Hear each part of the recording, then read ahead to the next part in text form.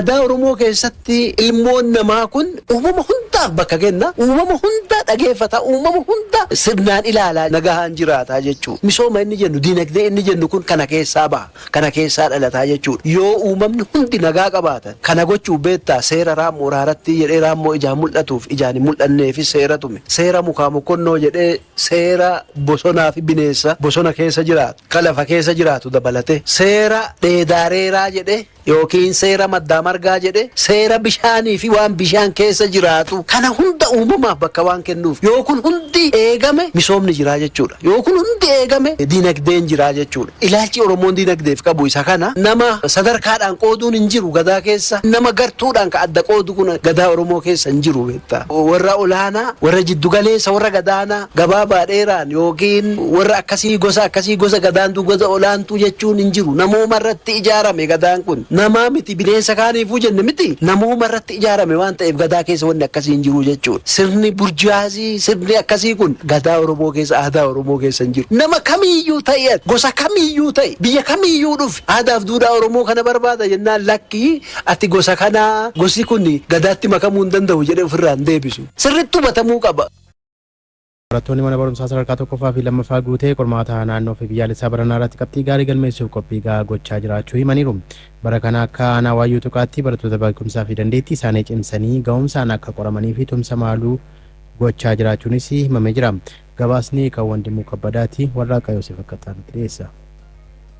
Aanaa Waayyuu Tuqaatti bara kana barattoota kutaa 6ffaa 8ffaa fi 12ffaa qabxii olaanaa qormaata naannoo fi biyyaalessaa irratti akka galmeessaniif gara dhaabbilee barnoota olaanoottis akka darbaniif barsiisonni maatiin barattootaa fi dhimmamtoonni barnootaa deeggarsa garaagaraa taasisaa jiru. Barattoonni manneen barnootaa sadarkaa tokkoffaa fi sadarkaa lammaffaa Aanaa Waayyuu Tuqaa tattaaffii ofiif taasisaniin cinatti deeggarsa barsiisonnii fi maatiin isaanii taasisaa jiraniin qormaata naannoo fi biyyaalessaa baranaa irratti qabxii olaanaa galmeessan gara dhaabbilee barnoota olaanootti darbuudhaaf qophii gahaa taasisaa jiraachuu OBN itti himani. Baay'ee barsoonni keenya aamilee nutti toraa jiru moolaarii nutti toranii haaluma nun qabxii gaarii akka nu galmeessisuu isaanis abdiin guddaa nurraa qabu jechuudha. Guyyaalee qidaameellee gizee hojii mootummaan jirre alatti dabalanii nu barsiisu akkuma kana gaaffilee moodeelii baasanii kilaasii keessatti nu hojjetanii warkishiitti addaa garaa nu kennanii nu bukkee dhaabachaa jiru barsiisonni keenya nu jajjabeessu baay'ee. Maatiin koos barsiisonnis bakka sagantaa qo'annaa nu kennu barsiisonnis daree keessattis qo'annaa amma hubannee walii ibsina. Egaan kanaan dura kutaa 6ffaa 7ffaa fi 80 ol fidaan ture amma immoo gara 90 akka qabxiin kun ol siqu hawwii kootii kanallee murteeffadheen jira. Ani kananii qabxii ani galmeessee darbuudhaaf karoorfadhe yookiis immoo itti yaadee jiru haala danda'ameen gidduu magaalaa jechuudha 95 ol galmeessee darbuufanii karoorfadhee jira. Barsiisonni manneen barumsaa sadarkaa tokkoffaa fi sadarkaa lammaffaa guutees barnoota idileetiin alatti gaaffilee shaakalaa fi sagantaa bilchina barnootaa qopheessanii barattoota deeggaraa akka jiran himani.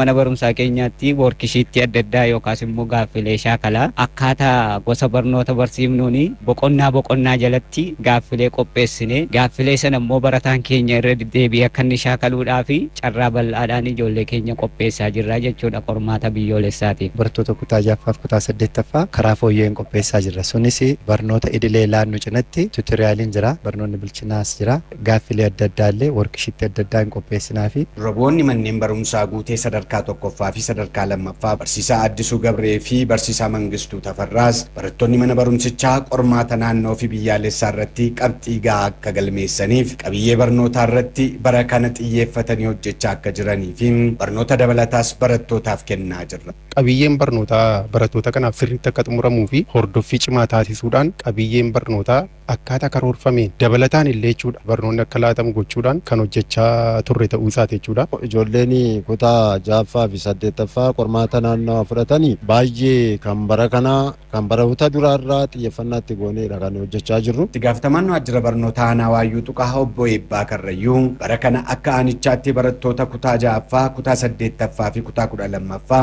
2300 ol ta'an qormaata naannoo fi biyyaalessaa irratti dhiyeessuudhaaf qopheessaa jiraachuu himan. Bara kana qormaata kutaa 6ffaa qorsiisuudhaaf kan qophoofne yeroo ammaa kana onlaayin gochaa jirru barattoota 1249dha. Kutaa 8ffaan barattoota 866 akkuma kanallee kutaa 12ffaa barattoota 270 qormaata biyyoolessaa hin qorsiisnaa jenneeti qophoofne kan jiru jechuudha.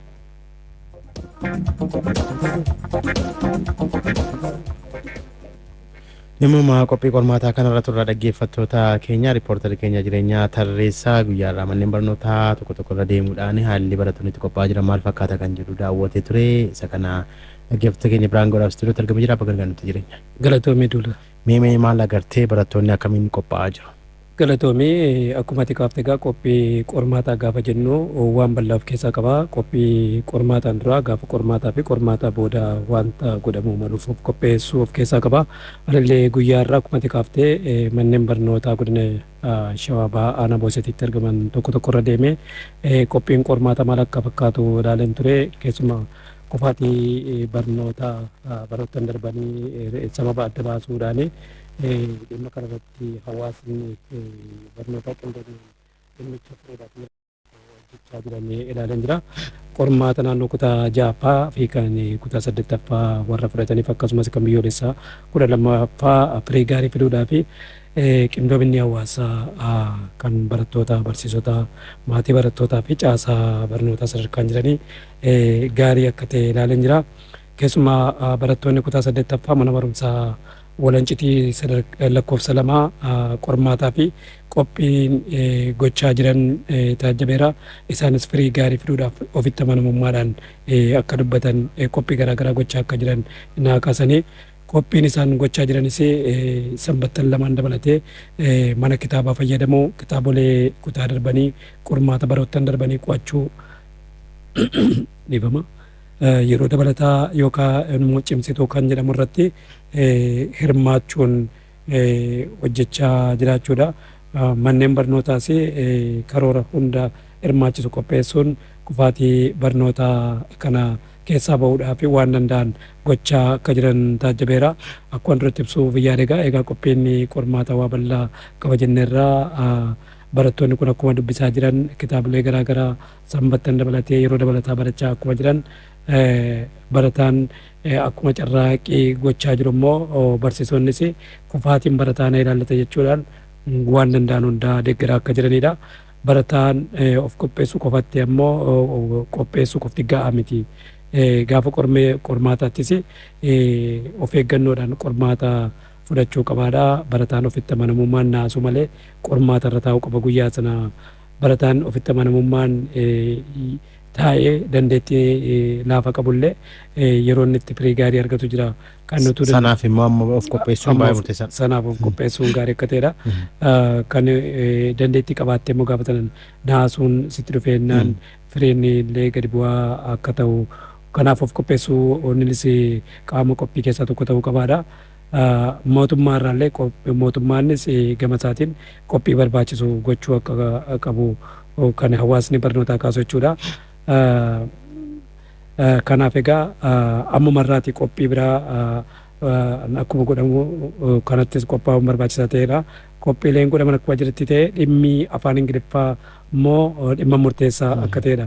Barataan ammamiyyuu yoo qophaa'e ammamiyyuu yoo qo'ate gaafa sana afaan Ingiliffaa sirriitti hin danda'u taanaan dandeettiin afaanii murteessaa akka ta'edha.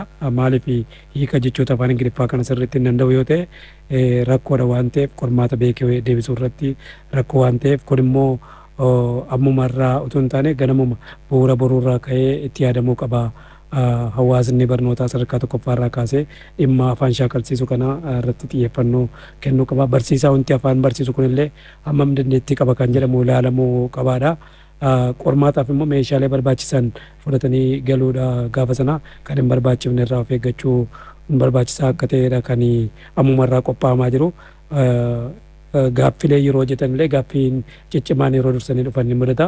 Gaaffilee ciccimaa irratti yeroo fixurra kan sasalphatu hojjetanii boodarra kan yeroo gaafatu hojjechuun barbaachisaa akka ta'e hayyoonni barnootaa kan kaasanii qormaanni akka itti dibamu koodii lakkoofsaa akkaataa itti guutamullee gaafa sanatu hin taane ammarraa shaakaluun qophii gochuun barbaachisaa akka ta'edha. Qophii qormaata booda maaltu godhamuu qaba kan jedhuuf ammoo yoo ilaalte iddoo baay'eetti barattoonni eega qormaata baratanii booda gaaffiin isaa kanaa jedhanii deebiin yoo dhiphachuun jira waan darbee fi of dhiphisuun baay'ee barbaachisaa kan taanedha. Kanarraa of eeguudha. Kun immoo fayyummaa maatiif fayyummaa barataa sanaa fi murteessaa waan ta'eef kanarraas of eeguun gaarii akka ta'edha. Qormaata kennamu qofa irratti xiyyeeffannoo qofa kennuu osoo hin taane gama mootummaanis wanti ilaalamuu qabu akka jiru hawaasni barnootaa yeroo kaasu jira.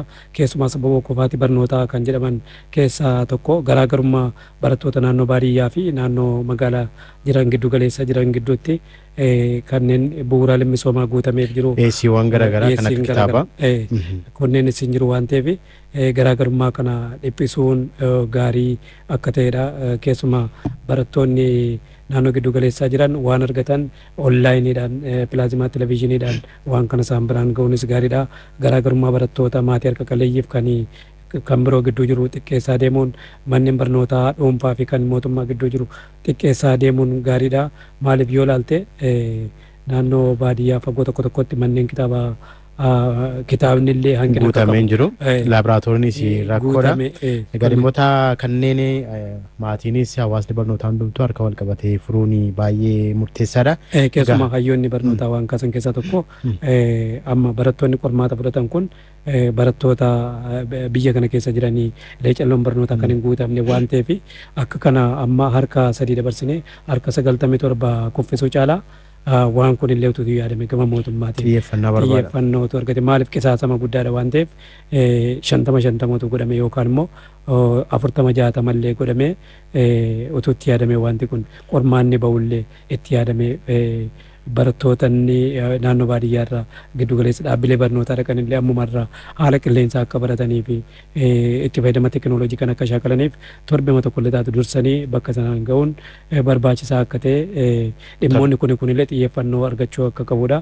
Maaliif qormaanni hin qophoofne waan ta'eef dhimmoonni kun illee ammumaan itti xiyyeeffatamuu qabaadha. Egaa dhimmi qormaataa wajjin wal qabatee jiru dhimma hojii bal'aa gaafatudha. Maatiinis qoda fudhattoonni barnootaa hundumtuu dhimma xiyyeeffannaa irratti hojjechuu qabanidha. Odeeffannoo keetii fi yookiin xiinxalli keetii fi guddaa galatoomii sa'aatii keenya nu daangessee malee dhimmi kun dhimma bal'inaa irratti xiyyeeffatamuu qabudha. Egaa barattoonni dhaggeeffataa jiranis ammumaa itti qophaa'uu qabuun dhaamsa keenya.